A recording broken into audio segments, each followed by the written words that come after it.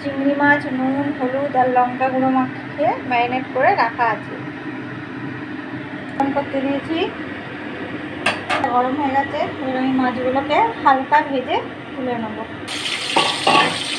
মাছগুলো হালকা ভেজে তুলে রাখবো।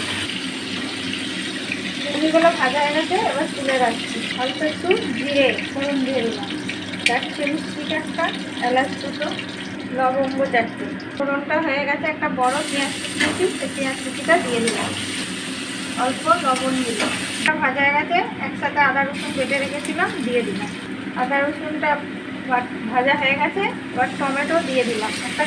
ধনে গুঁড়ো, জিরে গুঁড়ো, লঙ্কা গুঁড়ো, হলুদ গুঁড়ো, কাশ্মীরি লঙ্কা গুঁড়ো, অল্প একটু জল দিয়ে এবার মশলাটাকে ভালোভাবে কষিয়ে নেবো। কষানো হয়ে গেছে, এবার আমি টক দইটা দিয়ে দিচ্ছি। গ্যাসের আঁচটা একটু কমিয়ে দিয়েছি।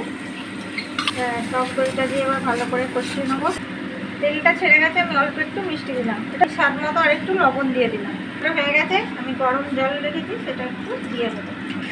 এবার ঝোলটা ফুটতে দেবো। গ্রেভিটা ফুটে উঠেছে, এবার আমি ভাজা মাছ চিংড়িগুলো দিয়ে দেবো। 3টে লঙ্কা দিয়ে দিলাম, কাঁচা লঙ্কা দিয়ে আমি একটু ঢাকা দিয়ে দেবো। গ্রেভিটা আমি এরকম রেখেছি, আপনারা যেরকম চাইবেন সেরকম রাখবেন।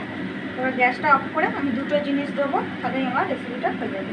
অল্প পরিমাণে গরম মশলা গুঁড়ো আর 1 চামচ ঘি দিয়ে দিলাম, দিয়ে আমি এটা ঢাকা দিয়ে দেবো। আমার যদি এই রেসিপিটা ভালো লেগে থাকে অবশ্যই লাইক কমেন্ট করবেন এবং পুরো ভিডিওটা দেখবেন। সকল বন্ধুকে অনেক অনেক ধন্যবাদ।